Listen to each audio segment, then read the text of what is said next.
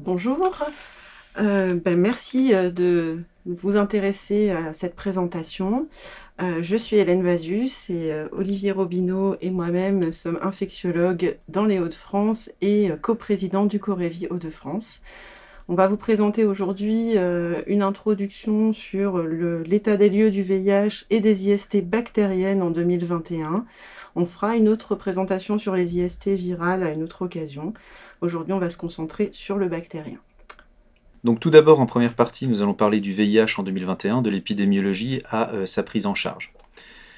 Alors, tout d'abord, quelques définitions que beaucoup de gens connaissent. VIH, c'est virus de l'immunodéficience humaine, ce qui veut dire que c'est un virus qui a comme mécanisme physiopathologique d'entraîner une déficience de l'immunité, c'est-à-dire une altération de l'immunité qui entraîne des complications. Et les patients, à terme, meurent des complications du VIH, c'est-à-dire d'infections que le système immunitaire n'a pas permis de contenir. Être séropositif pour le VIH, c'est avoir dans le sérum des anticorps spécifiques au VIH. Et actuellement, malheureusement, le fait d'avoir des anticorps spécifiques du VIH dans le sang signifie que l'on a une maladie qui est active ou qu'on est sous traitement, mais on n'est pas considéré comme guéri à la différence d'autres anticorps.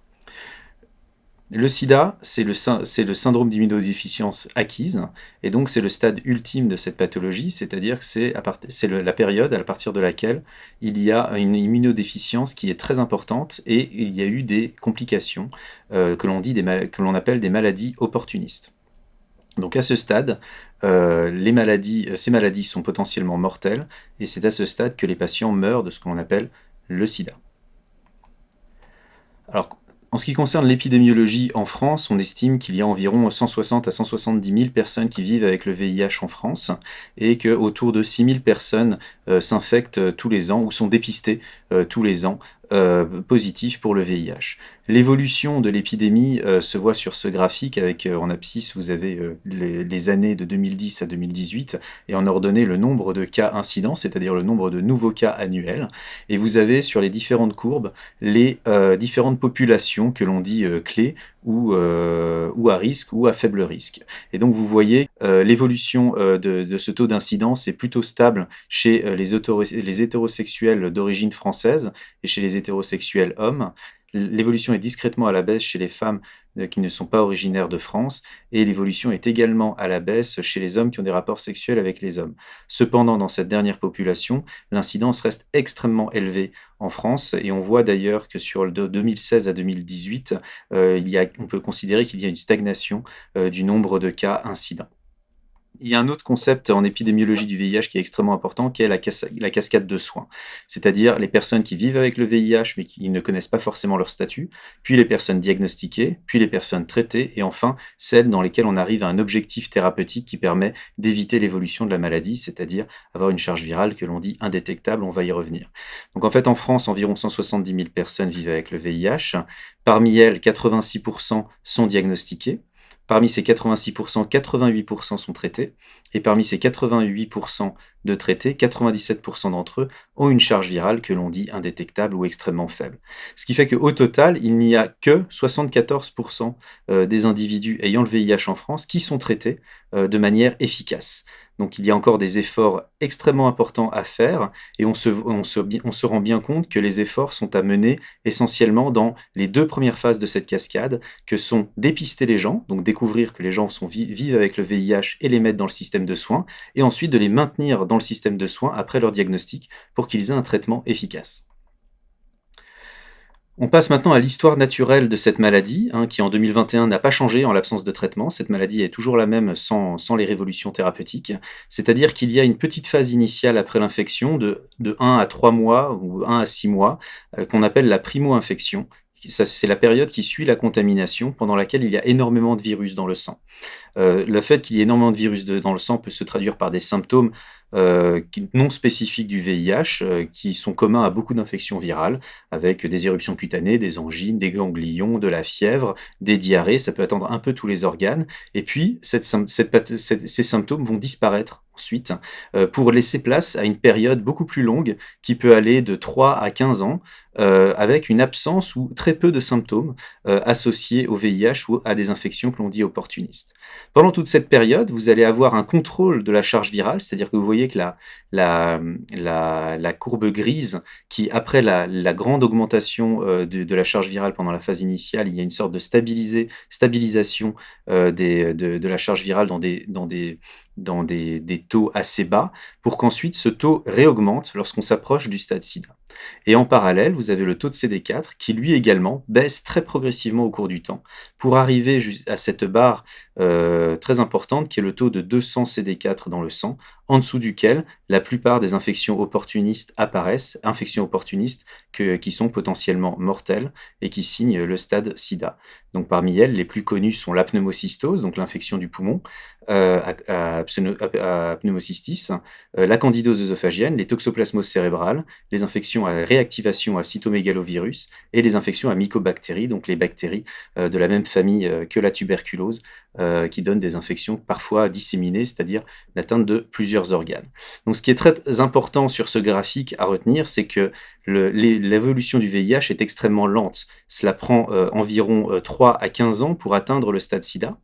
Et l'autre chose qui est très importante, c'est que pendant la primo-infection, où les symptômes sont peu spécifiques, où on peut même être asymptomatique dans plus de la moitié des cas, eh bien, on se rend compte que la charge virale dans le sang est extrêmement importante. Et donc, pendant cette période, alors qu'on ne sait pas qu'on est séropositif, on peut continuer à transmettre. On peut transmettre le virus d'une manière extrêmement importante, étant donné que le virus est très présent dans le sang. Donc, ce qu'a présenté Olivier, c'est l'évolution naturelle, entre guillemets, de la maladie, c'est-à-dire l'évolution en l'absence de tout traitement. Aujourd'hui, c'était l'évolution que connaissaient malheureusement les malades jusqu'au milieu des années 90, puisqu'on n'avait pas de traitement efficace à leur proposer. Aujourd'hui, on a des traitements qui fonctionnent, dont vous connaissez sous le nom un peu connu de trithérapie, parce que souvent c'est une association de 3 médicaments, qui permettent de traiter cette maladie et de pouvoir vivre avec. Ces traitements, ils ont un premier objectif qui est individuel, c'est-à-dire stopper l'évolution de la maladie.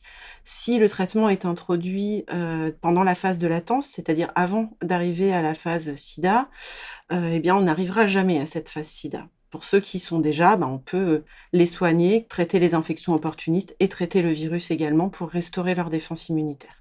Donc le premier objectif, c'est de contrôler le virus, maintenir une charge virale indétectable et restaurer d'abord et puis maintenir une immunité efficace pour empêcher la survenue des infections opportunistes.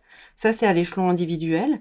À l'échelon collectif, on sait aujourd'hui que les gens traités qui ont une charge virale, donc c'est-à-dire une quantité de virus dans le sang indétectable, ne transmettent plus le virus. C'est le fameux U égale U, donc undetectable égale untransmittable. C'est-à-dire que les gens qui prennent bien leur traitement, qui sont observants et qui ont une charge virale indétectable peuvent avoir une sexualité normale et ne risquent pas de contaminer leur partenaire. Ça a été une avancée très importante dans la vie de nos patients. Alors ces traitements, ça n'a pas été très simple au début. Il y a eu énormément de classes de traitements qui ont été découvertes au fil du temps. C'est une des pathologies pour lesquelles on a eu le plus de progrès thérapeutiques et de découvertes thérapeutiques. Donc là, les différentes couleurs représentent différentes classes qui ciblent différentes modes d'action, en tout cas modes de réplication du virus pour bloquer sa réplication. Aujourd'hui, vous voyez qu'il y en a qui sont rayés. C'était des médicaments qui ont permis de sauver des vies quand on les a découverts, mais qui avaient aussi de très lourdes toxicités. Et c'est pour ça qu'on ne les utilise plus aujourd'hui. Et il y a des nouvelles molécules qui apparaissent. Et au fil du temps, l'objectif des nouvelles molécules, c'est d'avoir des traitements de plus en plus simples, avec moins de comprimés, moins de toxicité, donc permettre une meilleure qualité de vie aux malades. Et l'avenir, c'est de pouvoir alléger encore ces traitements, puisqu'on sait maintenant qu'un patient qui est bien contrôlé sous trithérapie peut vivre avec une bithérapie, et qu'on a maintenant la perspective très prochainement, puisque c'est prévu pour cette fin d'année, de traitements dits long-acting, c'est-à-dire des traitements injectables avec des injections toutes les 8 semaines, dans le meilleur des cas, donc ce qui permettra aux gens d'oublier un petit peu qu'ils vivent avec cette maladie entre 2 injections. Le traitement, c'est pas simplement la molécule, le comprimé, c'est aussi tout l'accompagnement qu'on met autour. C'est une prise en charge pluridisciplinaire dans laquelle interviennent des soignants, des médecins, mais aussi des infirmières, des aides-soignantes, Il y a aussi des travailleurs sociaux, pardon, et donc des assistantes sociales, des gens qui accompagnent, les patients dans l'accès aux droits, des associations de malades qui les aident aussi à mieux vivre avec leur maladie. Tous ces acteurs-là travaillent ensemble dans le but de permettre de mieux accepter d'abord sa pathologie, de mieux la connaître et la comprendre pour favoriser l'observance, aussi d'améliorer la santé sexuelle en prenant en charge aussi, les risques, liés à la sexualité, puisque aujourd'hui les patients ont très bien compris qu'ils transmettaient plus le VIH et ils ont une sexualité comme tout le monde. Donc ils sont aussi exposés au risque d'infections sexuellement transmissibles, donc on doit aussi les accompagner là-dedans et dépister ces infections-là. Et puis aussi, les accompagner dans leurs projets de vie personnels et notamment sur le plan familial, puisqu'aujourd'hui on fait des enfants en étant porteur du VIH, sans risque de transmission. On les aide aussi, à gérer leurs facteurs de risque, cardiovasculaires en améliorant l'hygiène de vie, avoir une activité physique, avoir un bon équilibre alimentaire. Tout ça dans le but de se préparer à bien vieillir avec la maladie, puisqu'aujourd'hui, l'espérance de vie sous traitement d'une personne séropositive est la même que celle de quelqu'un qui n'est pas porteur, du virus. L'objectif aujourd'hui, c'est de permettre de changer de regard en allant au-delà de ces thérapeutiques. C'est aussi changer le regard de la société. On vous a mis une jolie campagne de aide qui disait que les personnes séropositives sous traitement ont beaucoup de choses à transmettre et notamment une transmission, artistique dans cette campagne, mais plus le VIH. Donc c'est bien pour rappeler, ce fameux U égale U, on ne transmet plus le VIH. Ça devrait permettre aussi, de changer l'approche, des acteurs, de toutes les personnes en fait dans la société, le regard qu'on a sur ces malades et justement de se dire que c'est plus des malades, mais des personnes qui vivent avec cette maladie chronique. Il faut aussi changer le regard des acteurs eux-mêmes parce que, on a beau être des professionnels, on peut avoir des représentations un peu anciennes, on peut avoir peur de cette infection parce que, ça a fait peur pendant très longtemps. Il y a encore des choses qui restent ancrées, dans l'imaginaire collectif et donc c'est important que les soignants comprennent ce qui ne transmet pas. En gros, c'est simple, ce qui risque de transmettre quand on n'est pas traité, quand le malade n'est pas traité, c'est le sang, ce sont les sécrétions sexuelles. Tout le reste, la vie quotidienne, serrer la main, s'embrasser, utiliser des toilettes, utiliser les mêmes couverts. On a plus de risques d'attraper le Covid que le VIH, pour lequel il n'y a aucun risque dans tous ces gestes de la vie quotidienne. Donc ça, c'était une campagne qu'on avait fait à destination des soignants, mais que je vous invite à récupérer si vous la trouvez pertinente. Hélène vous a présenté donc la prise en charge thérapeutique des patients qui a bénéficié d'avancées absolument majeures sur les 30 dernières années. Maintenant, je vais vous parler des stratégies de prévention, car comme on l'a vu dans la partie épidémiologie, eh bien, la grosse problématique actuelle du VIH est de réussir à dépister les individus le plus tôt et éviter que les personnes qui ne connaissent pas leur infection, leur statut infectieux, transmettent le VIH à leur partenaire. Et donc, il y a tout un tas de stratégies thérapeutiques. Et donc là, on parle de ce qu'on appelle les stratégies combinées. C'est-à-dire qu'on est rentré dans un concept où, en prévention, il n'y a pas un seul moyen de prévenir l'infection. Il y a plusieurs stratégies différentes qu'il faut combiner pour obtenir le résultat qui est de diminuer et d'éviter la transmission du VIH. Donc il y a évidemment la réduction du risque, la stratégie de réduction du risque. Donc ça peut être pour la transmission par injection de drogue, de proposer des changements de matériel. La stratégie de réduction du risque, c'est également évaluer les risques avec les partenaires en discutant avec eux. Les autres stratégies qui existent à l'heure actuelle sont bien évidemment le préservatif, qui permet d'empêcher la transmission du VIH, mais également d'autres infections sexuellement transmissibles. Il y a également un traitement que l'on dit médicamenteux, qu'on peut appeler une sorte de capote chimique, qui est la PrEP. La PrEP, c'est la prophylaxie de pré-exposition, c'est-à-dire que c'est une bithérapie antirétrovirale, donc c'est 2 médicaments qu'on utilise contre le VIH, que l'on prend afin d'éviter la transmission du virus. Donc on n'a pas la maladie, mais on prend ce médicament comme protection. Cela protège uniquement du VIH, et évidemment pas des autres infections dont on parlera tout à l'heure. Il y a également les stratégies de dépistage, c'est-à-dire qu'en dépistant les gens, comme on l'a dit, on les met sous traitement, et donc ils ne sont plus infectants. Et donc, le dépistage est une stratégie absolument indispensable, surtout dans les populations à haut risque, où le dépistage doit être réalisé de manière régulière pour dépister au plus tôt, pour éviter la transmission du virus.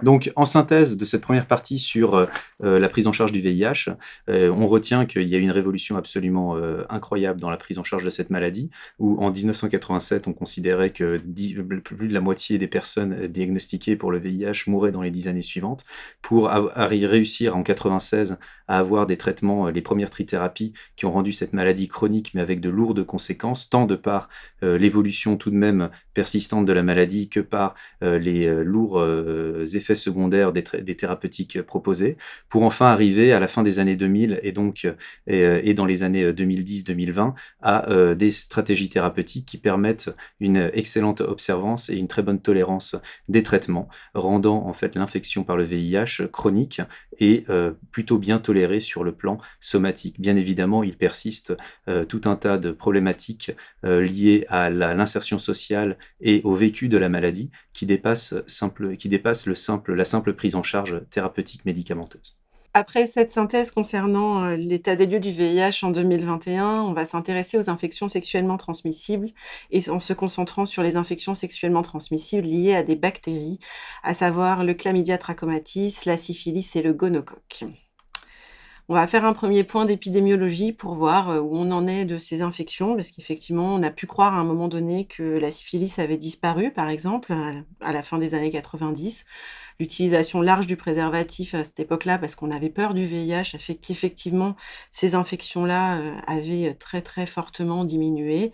Avec les trithérapies, on a eu moins peur du VIH, parce qu'on l'a vu, on vit bien avec le virus aujourd'hui, et de ce fait, les pratiques de prévention se sont relâchées. On va commencer par l'épidémiologie de la syphilis. Donc c'est une infection qui avait quasiment disparu à la fin des années 90. On voit bien que le début de la courbe en 2000 est proche de 0. Et puis on a une augmentation. Alors au départ principalement chez les hommes ayant des rapports sexuels avec des hommes, avec différents paliers. Et on voit qu'il y a un palier d'augmentation plus exponentielle en 2012, qui coïncide aussi avec l'apparition des applications de rencontres et donc la démocratisation des rencontres faciles, des plans d'un soir, des plans aussi à plusieurs. Et donc du partage de ces infections. On verra que c'est à peu près superposable pour le gonocoque. Alors ça concerne les hommes ayant des rapports sexuels avec les hommes et la courbe est importante, se dégage ici, hein. Mais ça concerne aussi les hétérosexuels, masculins ici au-dessus en bleu et féminins en dessous. Et si on zoome depuis 2012, on a une augmentation chez les hommes hétérosexuels très importante, mais aussi chez les femmes, et qui a tendance à se maintenir dans le temps, alors qu'on a plutôt une décroissance qui s'amorce depuis 2017 chez les hommes, qu'ils aient des rapports avec des hommes ou avec des femmes. Concernant le gonocoque, on voit que la courbe suit à peu près le même tracé, hein.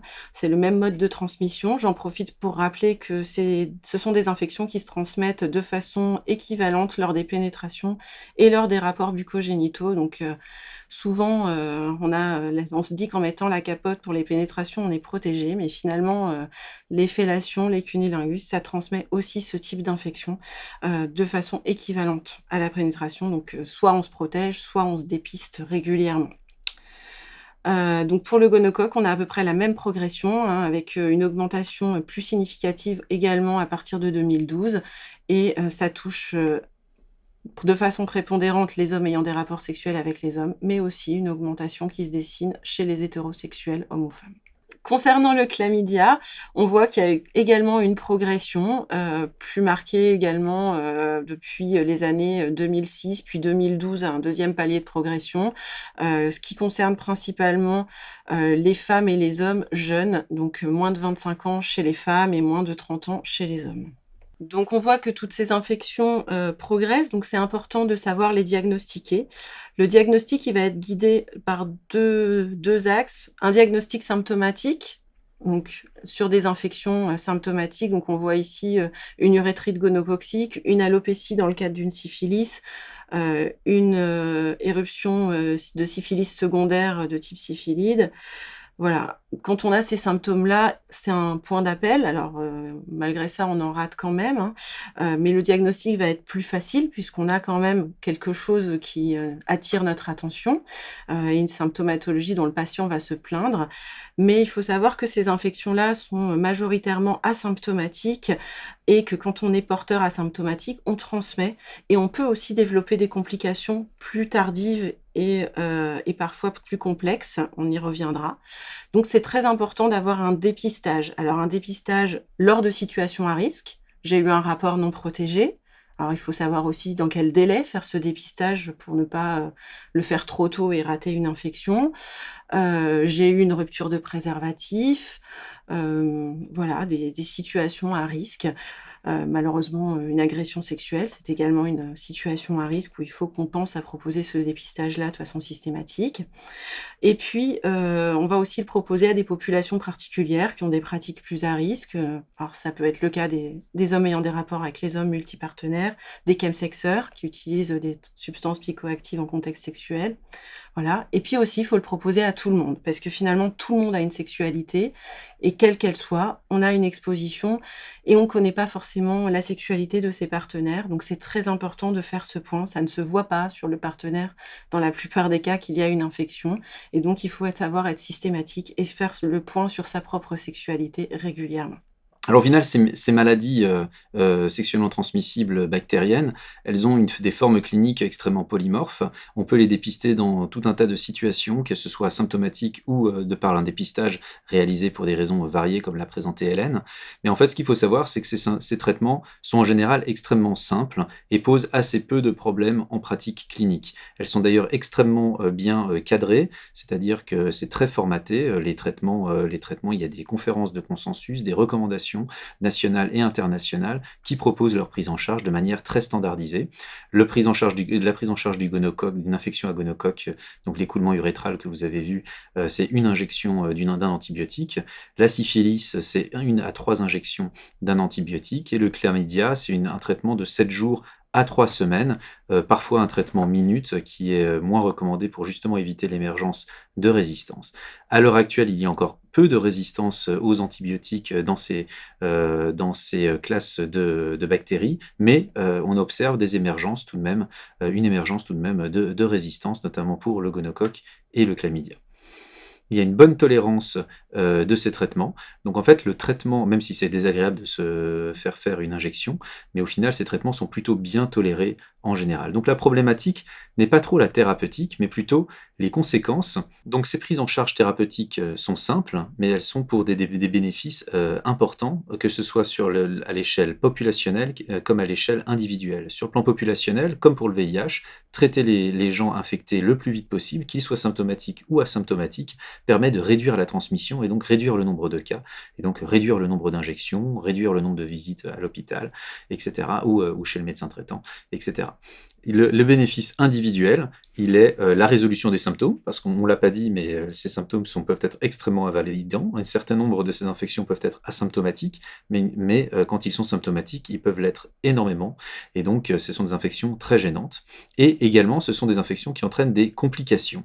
Alors, on a tous entendu parler, je pense, de la neurosyphilis, des atteintes neurologiques de la syphilis, qui sont assez fréquentes, pas forcément les formes dont on entend parler dans la littérature, de démence, etc., mais d'atteintes ophtalmiques ou d'atteintes de nerfs crâniens, comme on dit, donc de paralysie faciale ou autre.